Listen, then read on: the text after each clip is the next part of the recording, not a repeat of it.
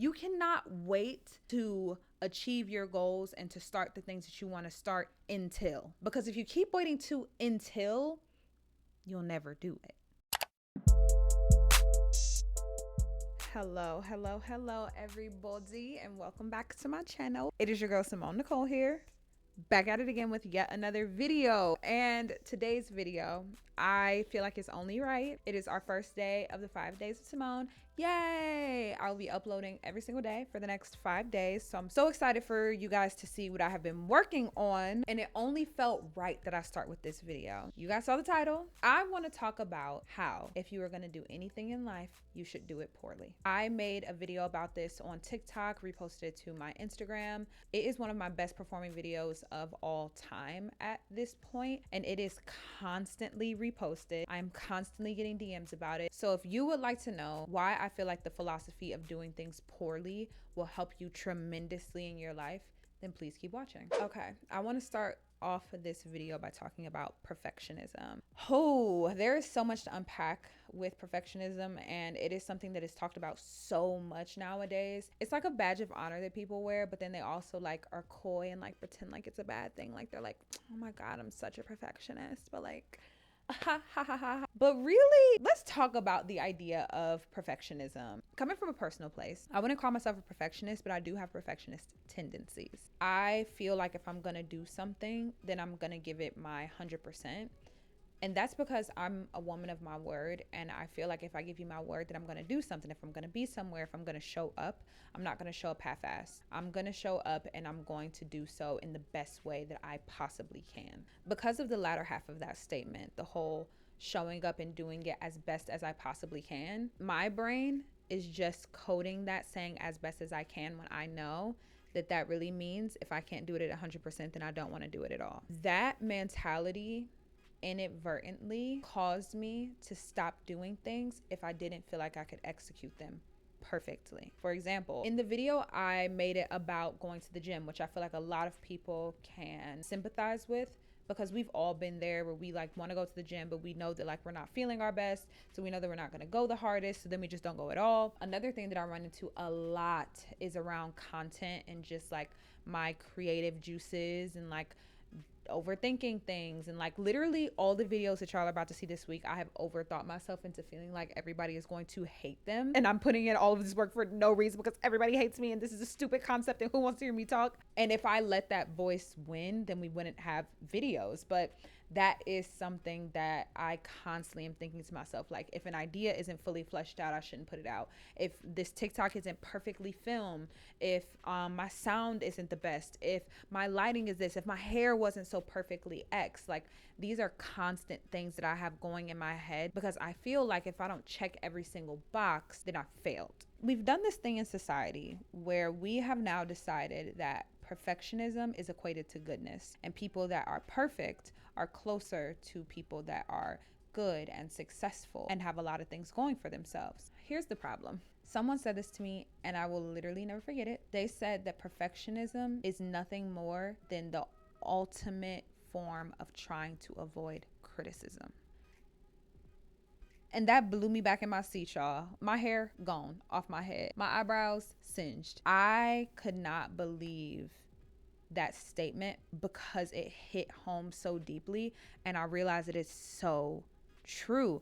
And I've never thought of myself as someone that can't take criticism. Because of my upbringing, I'm really used to criticism and I welcome it because I feel like I'm not actually doing a good job, or I don't feel like someone is telling me the truth if they're not criticizing me, which is an entire other feeling to unpack in the future video. So I always thought I was great at criticism. So to hear that perfectionism and you trying to be perfect all the time is nothing more than the ultimate escape from criticism. But if we take a second to think about it, that is so true. Why do you want to be perfect? Why does everything that you do have to rise to this level of perfectionism? Speaking for myself, I know where my level of perfectionism comes from. One, my line of work. Being a content creator, being an actor, it is so competitive and not a lot of people make it. So you always feel like you're in a constant rat race. and that you have to be on all the time, because the second that you aren't, it'll all be taken away from you. Baby, me saying every other sentence, this could be a whole video, but there is a crazy scarcity mindset in the world of entertainment, which is crazy to think about, and I don't even have time to get into right now. But the point is that I have a very scarce mindset around my job, and so I feel like I have to always be on, you know? Also, and more obviously, I'm a Black woman. In this world, the level that we are expected to achieve at is crippling at times. The way that we're not allowed to fail, the way that we are supposed to show up as these perfectly coiffed, perfectly put together, not a hair out of place, intelligent, on it, smart, like all of the attributes that you have to have as a Black woman, and all of the roles and the hats that you have to juggle, borderline's oppressive and ends up breeding this perfectionist mentality, because we are taught from a very young age that if you aren't stronger, better, faster, smarter, then the job will be given to someone else. It got to a point where I had to stop and think to myself, are the habits that I have around perfectionism helpful? And the answer was no. I stopped and asked myself, how many opportunities have you lost? How many paths have you foregone simply because you didn't feel like you could execute what was in front of you in the most perfect way possible? And when I think about how many different potential things that I have turned down, or how many things didn't come to fruition just because I couldn't do it at 100%, it feels so silly. And I just felt like no more. So once I decided no more, I thought to myself, okay, well now there's literally nothing else to it but to do it.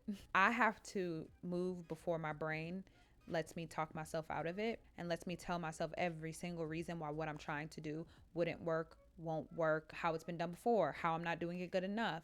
I just have to get up and I have to move. Even my video that I made about why doing it poorly is better, that was done on a whim. I woke up, I wasn't feeling all that great, and I thought, I'm just gonna turn the camera on and I'm gonna film. Before, I have an entire content planning board. It's outside of the room right now, but it's usually propped up right here. I have all of my content written out. I'm very organized in that way. I generally don't do things on a whim. And for me to just pick up the camera, just do it, that was very much the equivalent of me doing it poorly. Even though I am like really proud of that video, it isn't executed to the most aesthetic and clean and high and this level like I felt like I needed to be at. And we see what happened with that. It ended up helping so many people. It ended up being one of my most shared pieces of content. And it became such a big learning lesson and a big talking point for so many people. I think the reason why the concept of doing it poorly resonates with so many people, or is at least attention grabbing for so many people, is because of our negative connotation that we have on the word poor. It is always associated with lack, with being less than. I am not saying any of this as if I've created this concept, because I have the same connotation as you. The first person to ever tell me about this concept was actually my 20-year-old niece. We were having a conversation and she told me this piece of information.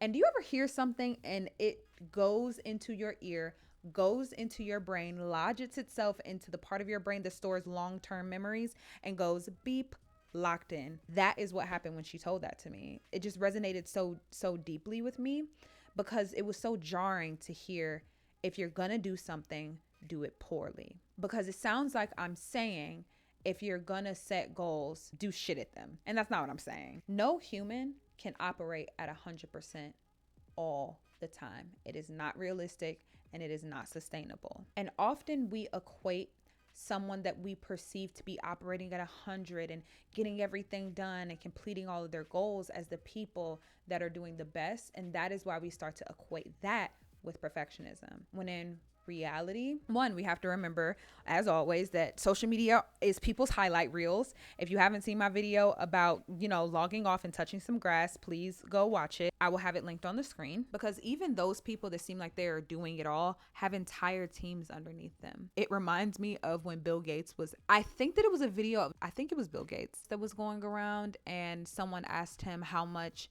a gallon of milk was, and he had absolutely no concept how much a gallon of milk is. It's kind of a big flex because like he just doesn't have that on his plate anymore. Jeff Bezos is not getting up every single day. He is not making his own coffee, ironing his clothes, going through his agenda every single day, organizing his calendar. He has people to do that because no human can do everything. Guess what, dear viewer? You are also one of those humans that cannot do everything. Doing it poorly for me looks like just getting up and doing it. People confuse how you get to achieving goals. How you achieve goals is not because you're performing at 100% and doing everything perfectly. You achieve goals via consistency at the things that you do. It is almost impossible to consistently be operating at 100%. But you know what you can consistently do? You could probably show up at a 6 consistently. And then because you're showing up at a 6, you are more often probably going to show up at a 10 in between those 6s. 6 might even just be your baseline. And then some days you're an 8, some days you're a 10. It kind of depends. Me being a rapper? What? Anyways, a consistent 6 is much better than a sporadic 10. In life, consistency will get you so far. I don't think that I can emphasize how far consistency will get you. I am literally living proof of it. YouTube has taught me some of my biggest life lessons. While I do believe that I do have good things to say, I have very good intentions. I want to make a difference in this world. I started my platform and have my platform, I know, for the right reasons. I know for a Fendi fact that I got here because I've been consistent. I started my YouTube channel in 2016. And I was sporadic because I was still in college. I got out of college, started working hella hours in order to be able to save up to move to Atlanta. And I didn't really start being consistent until the pandemic in 2020. And then even then, I was good sometimes and then spotty in others. If we're applying the whole doing it poorly mentality, my first, what, like 1, 2, 3, 4, 5 years on YouTube, I was doing it poorly. I was showing up, I was doing what I could, I was being explorative, I was doing the best that I could, but I kept going. I always am so interested when YouTubers are like, I made this video, edit it, and scrap the whole thing.